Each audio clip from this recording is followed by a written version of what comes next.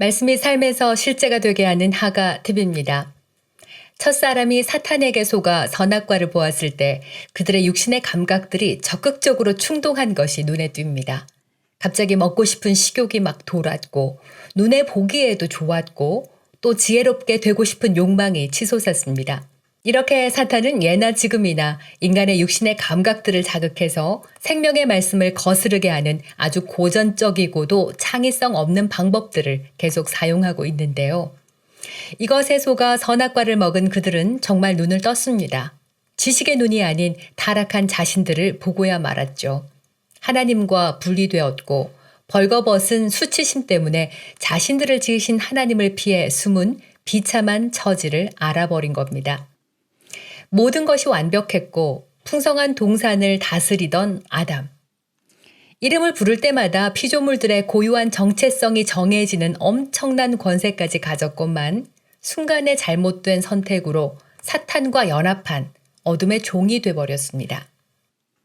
동산을 거니시는 하나님의 음성을 피해 숨자 하나님은 처음으로 사람에게 질문했습니다. 3가지였는데요. 첫 번째가 네가 어디 있느냐 였습니다.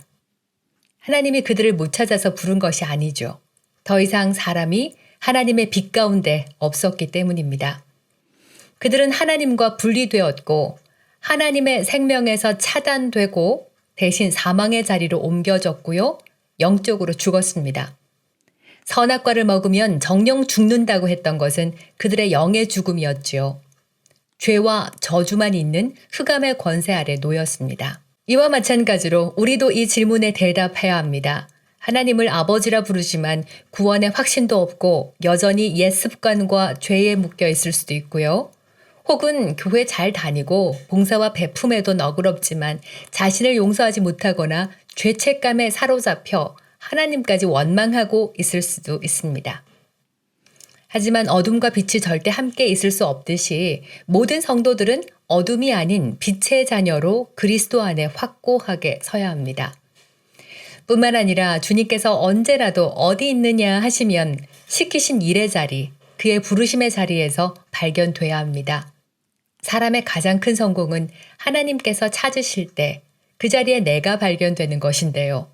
하나님의 강력한 도구가 되는 것이 가장 영광된 자리고요. 그 어떤 위치보다 삶에서 가장 큰 희열과 소명이 넘치고 또 하나님의 은혜가 쏟아지는 자리이기도 합니다. 하지만 아담은 벌거벗은 것이 두려워서 숨고 말았죠.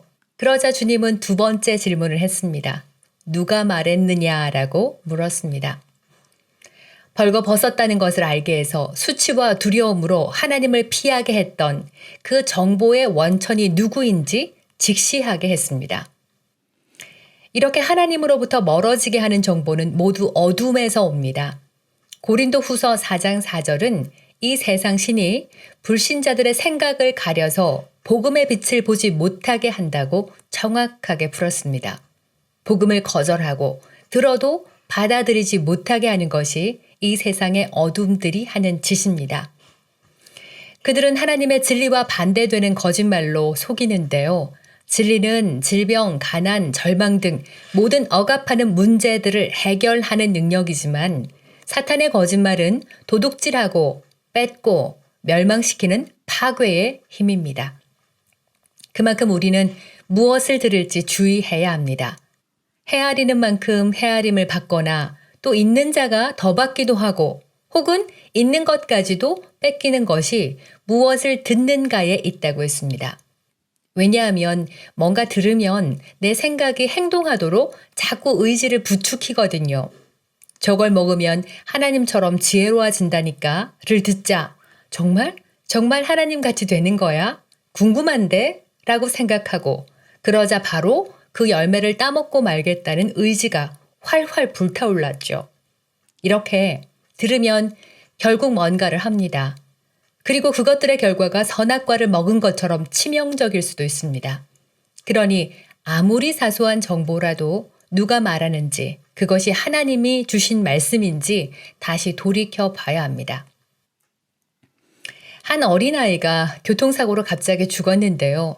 누군가 하나님이 너무 사랑하셔서 먼저 천국에 데려가셨어 라고 했습니다. 물론 위로하려고 그랬겠죠. 하지만 그 말을 들은 그 아이의 오빠는 분노했습니다. 사랑하셔서 내 동생을 죽이는 하나님이라면 나는 필요 없어 라고 했고, 그 후에 그는 자신이 할 수 있는 모든 방법을 동원해 하나님을 모독하는 힘있는 안티 크리스천이 되고 말았습니다.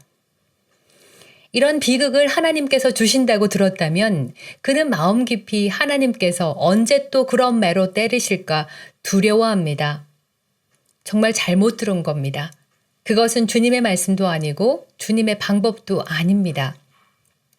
오히려 성경은 두려움에는 형벌이 따른다고 했고 그것이 사랑 안에서 완전해지지 않았기 때문이라고 했습니다. 경외감이 아닌 때리실까, 벌 주실까 무서워하는 두려움은 하나님의 완전한 사랑을 이해하지 못한 것입니다. 그러므로 아무리 신령하고 은사가 많은 사람이 말하더라도 우리는 성령께서 깨닫게 하신 진리로 무장해야 합니다. 진리의 허리띠와 의의 방패로 무장해야 쏘아대는 불화살이 누구의 말인지 분별할 수 있습니다. 그뿐 아니라 인생 뭐 별거 있나? 헬조선. 역시 돈만 많으면 돼. 혹은 그게 문화인데 그럴 수도 있지 등등의 자유로 포장된 정보들도 마찬가지입니다. 누가 말한 것입니까? 행하기 전에 다시 한번 생각해야 합니다. 아담과 하와는 하나님의 말씀보다 사탄의 거짓말을 선택했죠. 그래놓고도 아담은 하나님께서 주신 여자 때문이라고 원망하며 변명했습니다. 그러자 하나님은 세 번째 질문을 했습니다. 여자에게 네가 한 이 일이 무엇이냐? 곧 어떤 결과를 초래했는지, 무슨 일이 벌어졌는지 보라고 한 것입니다. 그들은 사탄의 말을 듣고 그 결과 하나님과 분리되고 영적으로 죽어버린 엄청난 일을 저질렀습니다. 그뿐 아니라 전 인류를 돌이킬 수 없는 죄와 저주 안으로 밀어 넣은 것이죠. 자신들이 무슨 짓을 했는지 그제야 알게 됐습니다. 자, 이렇게 오늘의 말씀의 요점은 주님은 지금도 우리가 어디에 있는지, 누구로부터 듣고 있는지, 그래서 무슨 일을 하고 있는지 묻고 있습니다. 지금 내가 서 있는 이 자리가 그리스도 아닌지, 세상의 한쪽 발을 내밀고 있는 건 아닌지 확인해야겠고요. 그리고 누구의 말을 듣고 있는가입니다. 진리의 말씀인지 아니면 불순종하게 하는 거짓에 속고 있는지. 그래서 지금 내가 무슨 열매를, 어떤 열매를 맺고 있는지 항상 깨어 있어야 한다는 것입니다. 함께 기도하겠습니다. 주님, 저는 그리스도를 통해서 거듭난 하나님의 빛의 자녀요. 두려움을 쫓아내는 주님의 완전한 사랑 가운데 있습니다. 또한 저는 진리의 말씀을 분별하여 듣습니다. 모든 어둠에서 자유케 되고 넉넉히 이기고 승리하며 아브라함의 복을 누리는 은혜의 말씀을 듣습니다. 그래서 내가 가는 곳마다 주님의 의의 열매가 풍성하고 영원한 기쁨을 누리게 하시니 감사합니다. 예수님 이름으로 기도합니다. 아멘. 자신이 늘 부족하게 느껴지고 가끔씩은 죄 때문에 넘어지더라도 우리가 하나님의 빛의 자녀이고 진리의 말씀으로 풍성한 열매를 수확하는 의의 자녀임에서 절대로 흔들리지 않아야겠습니다. 저희 하가TV와 두려움 없는 하나님의 완전한 사랑 가운데서 은혜의 말씀으로 자라기를 정말 진심으로 기도하고요. 좋아요, 구독, 알림 설정으로 이 말씀이 널리 퍼지게 해주시길 부탁드립니다. 감사드리고 다음 영상에서 뵙겠습니다. 할렐루야.